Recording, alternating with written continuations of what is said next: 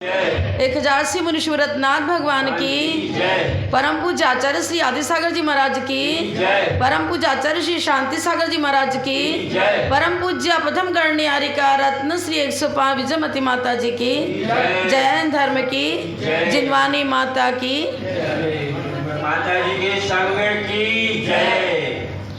ब्रुवन् नमः ब्रुवन् नमः सिद्ध पदाय वाक्य मिथ्यग्रहीत्य स्वयमेव लोचम लौकान्तिकेभ्यस्तवनं निशम्य वन्दे जिनेशं मुनिषु व्रतं तं, वन्दे जिनेशं मुनिषु व्रतं तं।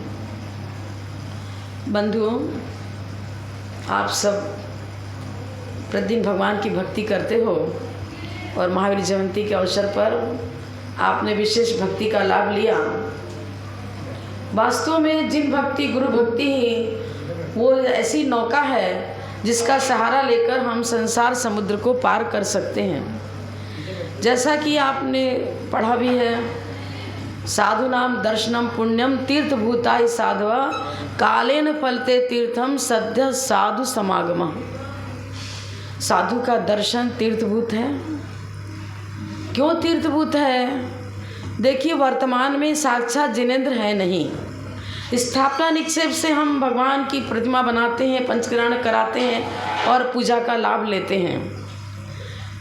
और सिद्ध परमेष्ठी तो उनकी देशना होती ही नहीं है, अशरीरी हैं। आचार्य उपाध्याय और साधु परमेष्ठी की साक्षात देशना आज हमें मिल रही है।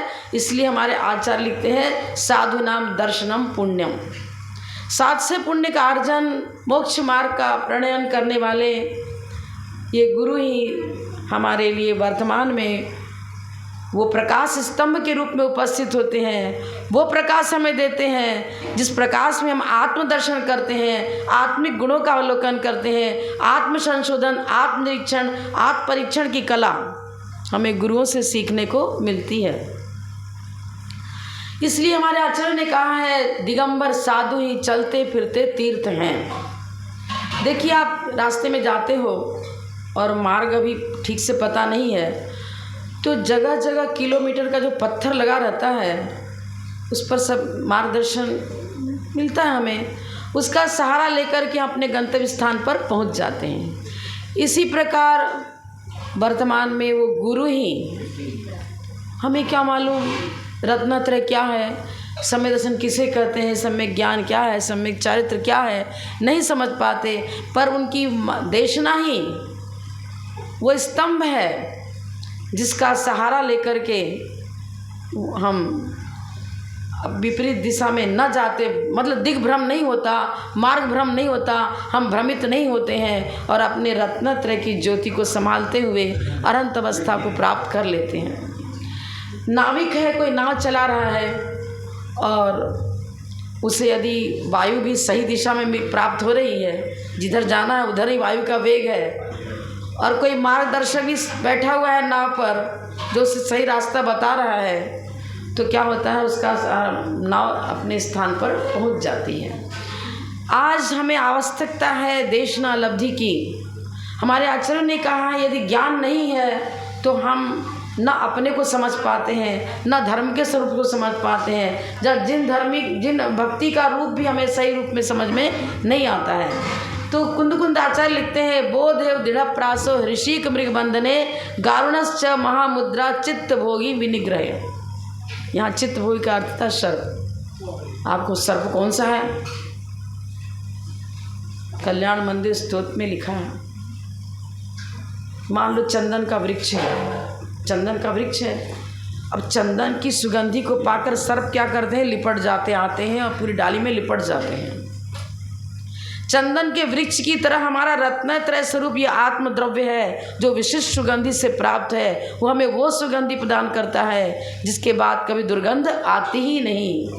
परम आधारिक शरीर और रत्नत्रय का प्रभाव। अब इस हमारे आत्म वृक्ष के ऊपर कौन सा सर्प लिपटा है? पाप रूप प्रवृत्ति, पंचेंद्रिय विषयानुराग। पंचेंद्रिय विषयानुराग ही वो जहरीला सर्प है जो हमारे आत्मिक गुणों का घात करता है। ये सर्प तो द्रव प्राण का उच्छेद करता है, लेकिन पंचेंद्रिय विषयानुराग वो विषैला सर्प है जो हमारे आत्मिक गुणों को पीड़ा पहुंचाता है, आत्मिक गुणों को विकसित नहीं होने देता, आत्म सुगंध को प्रकट नहीं होने देता। तो बोधेव दृढ़ प्रासो। अब किस प्रकार से उस सर्प को हटाया जाए जो हमारे वृक्ष के पर लिपटा हुआ है? तो आचार्य क्या बताते हैं, देखिए एक गरुड़ का नाम सुना होगा आपने। अब सपेरा जो होता है गरुड़, गारुणी मुद्रा बनाता है, वो एक प्रकार का पक्षी, वो भी गरुड़। उसको देखते ही सर्प भाग जाता है, उसके अंदर वो शक्ति होती है जो उसकी मुद्रा को देखते ही सर्प भागता है। तो गारुणी मुद्रा अर्थात नमोकार महामंत्र। ये नमोकार महामंत्र वो मंत्र है जिसका सहारा लेकर के भगवान महावीर का जीव शेर की पर्याय में भी तर गया और मोक्ष मार्ग को पकड़ लेता है निकट भव में। आपका समय हो चुका है तो मैं यही बताऊंगी।